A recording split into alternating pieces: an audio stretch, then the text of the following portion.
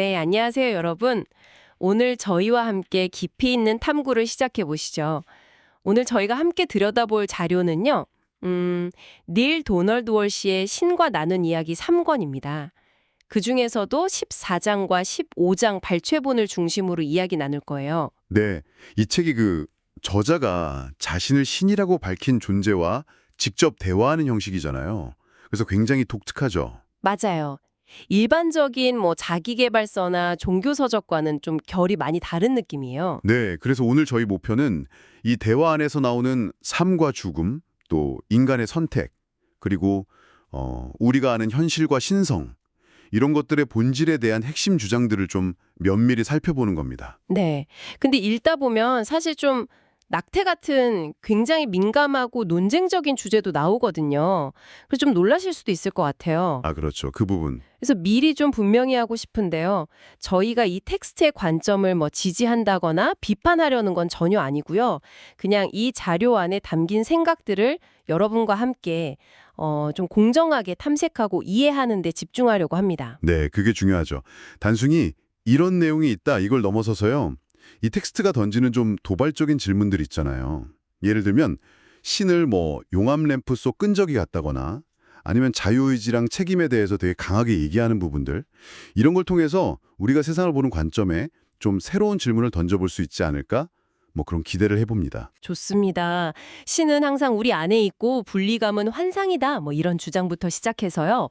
결국 우리가 현실을 신과 함께 공동 창조하고 있다. 이런 놀라운 개념까지 파고들 게 많습니다. 자, 그럼 이 흥미로운 대화 속으로 한번 깊게 들어가 볼까요? 우선 이 텍스트가 계속해서 강조하는 것 중 하나가 바로 그 하나됨 개념인 것 같아요. 신은 모든 사람 안에, 모든 것 안에 항상 존재하고 우리가 느끼는 그 분리감이라는 건 사실 환상이다. 이런 거죠. 네, 그렇죠. 나는 언제나 너희 가슴 속에 있었다. 이런 식으로 말하면서 신과 인간, 또 인간과 인간 사이의 분리는 근본적으로 불가능하다고 얘기하죠. 우리가 각자 다 따로따로 존재한다고 느끼는 것 자체가 이 텍스트 관점에서는 일종의 착각이라는 겁니다. 심지어 대화 중에 우리 이 얘기 전에 하지 않았어요? 하는 그런 기시감, 데자뷰 같은 것도 언급하면서 이 연결성을 암시하더라고요. 맞아요. 그게 다 연결되어 있다는 신호처럼 해석될 수도 있겠죠. 그리고 삶과 영혼의 영원성에 대해서 정말 인상적인 비유가 나오잖아요. 그 용암 램프 속의 끈적거리. 아, 네네, 그 비유? 램프 안에서 열 받으면 천천히 올라갔다가 여러 조각으로 갈라지고 또 식으면 다시 하나로 합쳐져 내려오는 그 끈적거리들처럼요. 영혼이나 생명도 본질적으로는 시작도 끝도 없이 영원하고 단지 그 형태만 끊임없이 바꾸는 거다. 이런 설명이죠. 네, 그러니까 새로운 생명이 짠! 하고 태어나는 게 아니라 이미 존재하는 생명이 그냥 다른 형태로 나타나는 것뿐이다 라는 거예요. 와, 정말 생각의 틀을 깨는 비유네요. 이게 그냥 시적인 표현이 아니고요. 이 책에서 말하는 존재 전체, all that is 라는 핵심 개념이랑 바로 연결이 돼요. 텍스트에 따르면 우리가 개별적인 영혼이나 생명체처럼 보는 모든 것들이 사실은 그 태초부터 있던 존재 전체가 잠깐 다른 모습으로 나타난 거라는 거죠. 아, 그럼 나와 너, 신과 인간 이렇게 나누는 것 자체가 의미가 없어진다는 거네요. 그렇죠. 근본적인 실제와는 거리가 멀다는 주장을 이 비유가 뒷받침하는 거죠. 분리되어 있다는 생각 자체가 거대한 환상이라는 그 핵심 논리를 시각적으로 보여주는 셈이에요. 아까 그 조앤 오스본 노래 얘기도 잠깐 나왔었잖아요.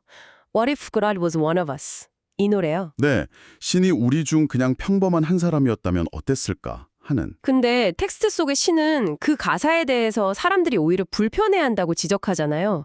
신이 자기들이랑 똑같은 존재라는 걸 받아들이기 어려워한다고. 이게 신에 대한 얘기라기보다는 어쩌면 인간이 신을 어떻게 생각하는지에 대한 코멘트 같았어요. 정확히 보셨어요. 텍스트 속 신은 계속 내가 바로 너희고 너희가 바로 나다 이렇게 말하면서 그 노래가 사실은 진실을 담고 있었다고 하거든요. 더 나아가서 우주에서 고도로 진화한 존재들이라고 부르는 이들은 바로 이 하나됨을 완벽하게 이해하고 체화하고 있다고 주장해요. 하나됨을 완벽하게 이해한다고요? 네, 신과 자신들 그리고 다른 모든 존재들 사이에 어떤 근본적인 분리도 없다는 사실을 그냥 아는 거죠. 믿음의 차원이 아니라 숨쉬는 것처럼 당연한 현실인식이라는 거예요. 와, 그건 보통 우리가 느끼는 나라는 감각과는 정말 다르겠네요. 그렇죠. 엄청난 대조를 이루죠. 자, 그러면 이런 하나됨이나 영원한 생명 관점에서 보면요. 우리가 오랫동안 던져온 질문들 있잖아요. 예를 들어 생명은 정확히 언제 시작되는 걸까? 라던가 영혼은 임신 중에 언제쯤 육체랑 결합하는 걸까? 이런 문제들요. 네, 아주 근본적인 질문들이죠. 수정란 때냐, 심장이 뛸 때냐, 출산 순간이냐, 논쟁이 많죠. 네. 이런 것들은 그럼 어떻게 설명이 될까요? 이 텍스트는 그 질문 자체의 전제를 좀 뒤엎는 답변을 내놔요. 아주 단호하게요. 생명은 특정 시점에 시작되거나 끝나는 게 아니라 그냥 영원히 존재할 뿐이라고 말합니다. 아, 그냥 존재한다. 네, 용암램프처럼 형태만 바꿀 뿐이라는 거죠. 그리고 영혼에 대해서는 더 흥미로운 얘기를 하는데요. 영혼이 임신 중 어느 순간에 육체 안으로 들어가는 게 아니라 오히려 영혼이 육체를 감싸고 있다고 표현해요. 영혼이 몸을 감싼다고요? 보통 몸 안에 영혼이 있다고 생각하지 않나요? 그쵸. 일반적인 생각과는 정반대죠. 마치 몸이 영혼을 담는 그릇이라기보다는 영혼이 몸이라는 경험의 도구를 잠깐 사용하는 것에 가깝다는 그런 뉘앙스예요. 와, 이건 진짜 네. 그럼 죽음은요? 죽음은 어떻게 되나요? 그것도 같은 맥락이에요. 우리가 죽음이라고 부르는 상태 역시 이 텍스트에서는 존재하지 않는다고 단언합니다. 죽음이 없다고요? 네, 끝이나 소멸이 아니라 그냥 육체라는 형태에서 벗어나서 다른 형태, 다른 차원으로 전환하는 것일 뿐이라는 관점이죠. 생명은 영원하니까 죽음이라는 개념 자체가 성립하지 않는다는 거예요. 와, 정말 급진적인데요? 이런 관점이라면 당연히 그 낙태 문제에 대해서도 완전히 다른 얘기를 할 수밖에 없겠네요? 맞습니다. 실제로 텍스트에서도 이 민감한 주제를 피하지 않아요. 네, 저자가 제가 지금 무슨 질문하려는지 아시겠죠? 이렇게 떠보니까 신이 그래 안다. 너는 나를 낙태 논쟁이라는 뜨거운 감자 속으로 밀어넣고 싶어 하는구나. 이렇게 답하는 장면이 있잖아요. 기억나요? 네, 맞아요. 여기서 제시되는 관점을 좀 조심스럽게 전달해드리자면요. 텍스트 속 시는 자신이 전쟁을 특별히 용서하거나 비난하지 않는 것과 똑같이 낙태라는 행위 자체에 대해서도 어떤 도덕적인 판단, 그러니까 용서나 비난을 내리지 않는다고 말해요. 판단을 안 한다고요? 네, 오히려 인간들이 왜 생명은 언제 시작되는가, 이걸 그렇게 명확하게 정의하고 싶어 하는지 그 이유를 분석하는데요. 이게 신의 법률이라는 이름 아래 규칙을 만들고 그 규칙으로 다른 사람들을 통제하고 심판하려는 인간 사회의 어떤 경향과 연결된다고 지적하죠. 아, 규칙을 만들려는 욕구. 네, 그런데 이 주장이 여기서 멈추는 게 아니라 더 나아가죠. 맞아요. 제 기억으로는 관련된 모든 영혼들의 동의 없이는 그게 우리가 이해하기 어려운 더 높은 차원에서의 동의일지라도 어떤 일도 일어날 수 없다는 거잖아요. 낙태나 죽음 같은 일조차도요. 이게 맞나요? 네, 바로 그 점이 이 텍스트의 가장 논쟁적이면서도 핵심적인 주장 중 하나입니다. 텍스트에 따르면 우주적인 차원에서 보면 모든 사건은 관련된 영혼들의 사전 동의나 합의 아래 연한다는 거예요. 모든 사건이요? 네, 이건 결국 신의 의지 혹은 우주 전체의 조화로운 흐름에 반하는 일은 근본적으로 불가능하다는 생각으로 이어지죠. 잠깐만요. 그럼 그 논리대로면 정말 끔찍한 범죄의 희생자나 전쟁 희생자들도 어떤 차원에서는 그 경험에 동의했다는 뜻이 되는 건가요? 이건 진짜 받아들이기가 너무 힘든데요. 네, 맞아요. 바로 그 지점을 텍스트도 알고 있어요. 세속적인 인간의 관점에서는 이 개념을 이해하거나 받아들이기가 극도로 어렵다는 점을 인정해요. 그러면서도 근본적인 진실은 그렇다고 주장합니다. 궁극적으로는 진짜 의미의 희생자도 없고 악인도 없으며 모든 용어는 각자의 성장과 경험을 위해서 필요한 역할을 맡아서 상호작용하며 현실을 공동으로 창조하고 있을 뿐이라는 거죠. 희생자도 악인도 없다. 네, 물론 다시 한번 강조하지만 이건 이 특정 텍스트가 제시하는 아주 독특한 관점일 뿐입니다. 저희의 견해가 아니고요. 여기서 인간 사회의 모순에 대한 지적도 되게 날카롭게 나오잖아요. 네, 어떤 부분이셨죠? 예를 들어 국가 이름으로 하는 전쟁에서의 살상이나 사형 집행처럼 다른 사람의 생존 의지에 명백히 반하는 행위는 괜찮다고 보면서요. 정작 불치병으로 너무 고통스러워서 죽음을 원하는 사람을 돕는 행위, 안락사 같은 거요. 그런 건 살인이다, 자살 방조다 하면서 엄청 비난하는 그 이중적인 태도를 꼬집는 부분이 있었어요. 맞습니다. 기억나네요. 텍스트가 아주 강한 어조로 비판하죠. 너희는 누군가의 의지에 반하여 그를 죽이는 것은 용서받을 수 있는 일이라면서 누군가가 자신의 의지에 따라 죽음을 선택하도록 돕는 것은 용서받지 못할 죄악이라고 한다. 이게 광기가 아니고 무엇이냐? 뭐 이런 식으로요. 네, 굉장히 강렬했죠. 이 모든 논의 밑바탕에는 결국 텍스트에 따르면 모든 일은 관련된 모든 영혼의 더 높은 차원에서의 동의 아래 일어난다는 그 전제가 깔려 있는 겁니다. 모든 것이 동의하에 일어난다. 이 관점은 그럼 자연스럽게 자유의지라는 또 다른 큰 질문으로 이어지네요. 텍스트는 인간에게 절대적인 자유의지가 주어졌다고 강조하잖아요. 심지어 어떤 선택에 대해서도 우주적인 차원의 처벌은 없다고 말하고요. 네. 만약 특정 방식으로 자유의지를 행사하는 게 벌 받는 결과로 이어진다면 그건 애초에 자유의지가 아니다. 이런 논리죠. 맞아요. 이게 그럼 도대체 무슨 의미일까요? 모든 선택이 다 괜찮다는 뜻인가요? 그냥 막 살아도 된다는 건지. 이걸 좀 더 큰 그림이랑 연결해 보면요.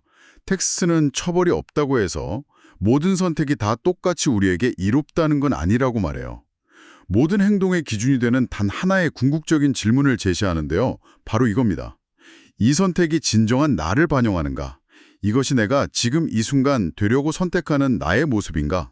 아, 나를 반영하는가? 네, 텍스트에 따르면 우리가 하는 모든 생각, 모든 말, 모든 행동은 우주를 향해서 이것이 바로 나다 라고 선언하는 자기 규정, self-definition의 행위라는 거예요. 아하, 여기서 그 시애틀이랑 샌호제의 비유가 나오는군요. 네, 맞아요. 만약 목표가 시애틀 가는 거라면 샌호제이로 가는 길을 선택하는 건 도덕적으로 틀렸다기보다는 그냥 내 목표 달성에 이바지하지 않는 선택일 뿐이다. 이거죠. 뭐가 나한테 이바지하는 선택인지는 결국 내가 나를 누구로 정하고 어디로 가려는 건지에 달려있다. 이런 의미로 해석되네요. 정확합니다. 그리고 이 자기 규정이라는 개념이 훨씬 더 놀라운 아이디어로 확장이 돼요.